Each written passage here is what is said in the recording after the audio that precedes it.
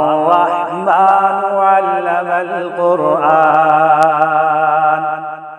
خلق الإنسان علمه البيان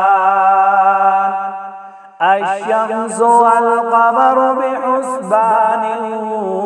والنجم والشجر يسجدان والسماء رفعها ووضع الميزان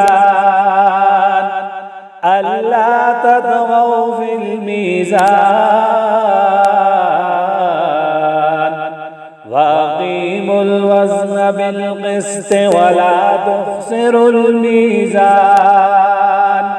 والأرض وضعها للأنام فيها فاكهة والنخل ذات الأكمام